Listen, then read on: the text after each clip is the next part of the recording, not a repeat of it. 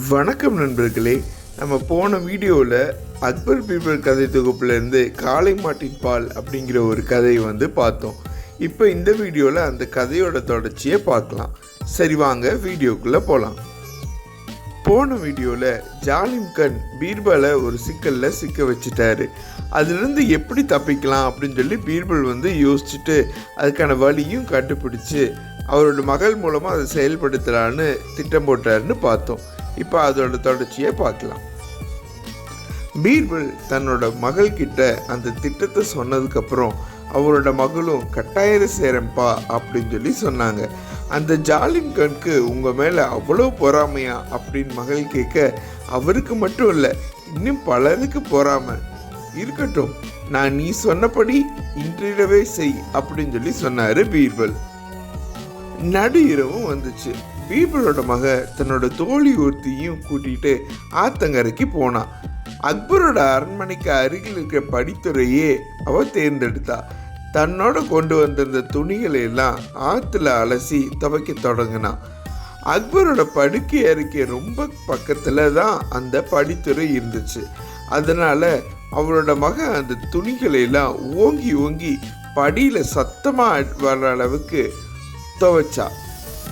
நடுராத்திரியில் படியில் துணியை அடித்து துவைச்ச சத்தம் ரொம்ப உரக்க கேட்டுச்சு. அது போதான்னு கூட வந்த தோழியும் சத்தமாக சிரித்து பேசிக்கிட்டே இருந்தா. அந்த சத்தத்தில் அக்பரோட தூக்கம் கலைஞ்சிருச்சு. நடுராத்திரியில் யார் இப்படி சத்தம் போடுறது அப்படின்னு கோபத்தோடவே அக்பர் எந்திரிச்சு உடனே ஒரு காவல்காரனை அனுப்பினார். காவல்காரனும் யார் அப்படி சத்தம் போட்டு சிரிக்கிறது அப்படின்னு பார்க்கறதுக்காக அரண்மனை விட்டு வெளியே வந்தான். ஆத்தங்கரையில் நடுராத்திரியில் 2 இளம் பெண்கள் சத்தமாக சிரித்து பேசிகிட்டு இருந்ததையும் துணிகளை சத்தமாக அடித்து துவைச்சிட்டு இருந்ததையும் பார்த்தனே காவல்காரன் கோவப்பட்டான். அவன் அவளை திட்டிக்கிட்டே பக்கத்தில் முட்டாளி, நீ என்ன பைத்தியமா, ராத்திரி நேரத்தில் யாராவது துணி துவைப்பாங்களா என்று ஈட்டியை ஆட்டி கொண்டே கேட்டான். ஏன் இரவு நேரத்தில் ஆற்றுல தண்ணி இருக்காதா என்ன, பகலில் தான் இருக்குமா, இரவில் ஏன் துவைக்கக்கூடாது அப்படின்னு சொல்லி பீர்பல் மகள் காவல்காரங்கிட்ட வாதம் பண்ணான். உனக்கு அறிவு இல்லையா, பக்கத்தில் சக்கரவர்த்தியோட மாளிகை இருக்குது, பாவம் உன்னால் அவர் தூக்கம் கலைஞ்சிருச்சு, நீ உடனே இங்கேருந்து போயிடு அப்படின்னு சொல்லி சொன்னான் காவல்காரன். நான் இங்கேருந்து போயிட்டா துணிகளை யார் துவைக்கிறது, நீ துவைப்பியா அப்படின்னு சொல்லி கேட்டா பீர்பலோட பொண்ணு. காவலன் கோபத்தோட, அதிக பிரசங்கி, யார் நீ அப்படின்னு சொல்லி கத்துனான். உடனே அவ சிரிச்சுக்கிட்டே, நான் ஒரு பெண் அப்படின்னு சொல்லி பதில் சொன்னான்.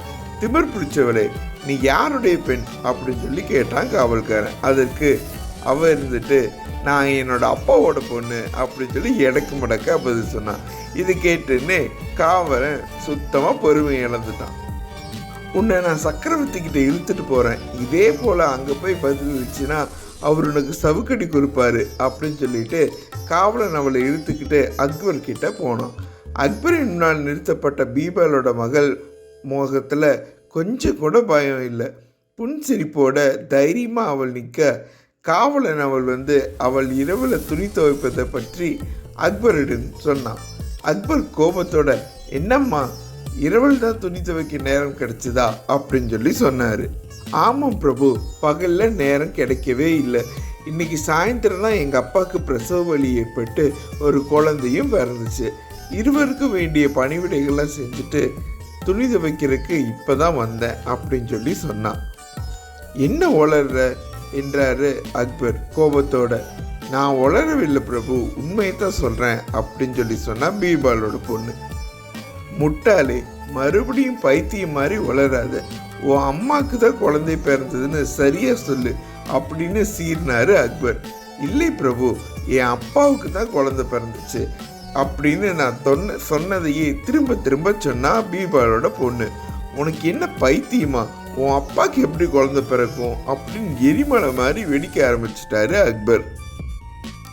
இதில் கோபப்படுறதுக்கு என்ன இருக்கு பிரபு, காளை மாடுனால பால் கொடுக்க முடியும்னா ஒரு ஆணால குழந்தையை பெற்றெடுக்க முடியாதா என்ன அப்படின்னு பீர்பலோட பொண்ணு கேட்டோன்னே அக்பருக்கு சுரீர்னு உரைச்சிது. உடனே அவருக்கு விளங்கிருச்சு, அவரோட கோபமும் குறைஞ்சிருச்சு. பெண்ணே, நீ என்ன பீர்பாலோட பொண்ணா அப்படின்னு சொல்லி அக்பர் கேட்டார். அதற்கு ஆமாம் பிரபு, நான் பீர்பாலோட பொண்ணே தான் அப்படின்னு சொல்லி சொன்னா அவ. பீர்பலை தவிர யாருக்கு இப்படியெல்லாம் யோசனை வரும்?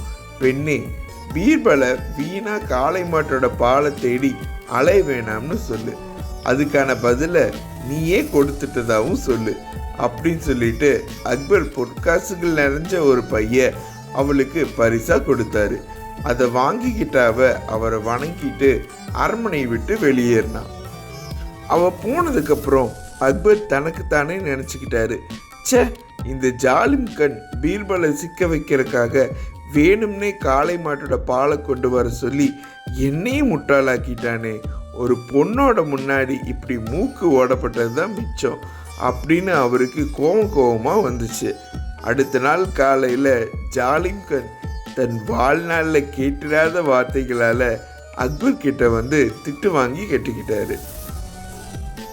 என்ன நண்பர்களே, இந்த கதை உங்களுக்கு பிடிச்சிருந்ததா இந்த கதையை வந்து லைக் பண்ணுங்கள், உங்கள் ஃப்ரெண்ட்ஸ் கிட்ட ஷேர் பண்ணுங்கள். சப்ஸ்கிரைப் பண்ணவங்க நம்மளோட சேனலை சப்ஸ்கிரைப் பண்ணிக்கோங்க. அடுத்து இதை விட ஒரு நல்ல கதையில் உங்களை நான் சந்திக்கிறேன். நன்றி.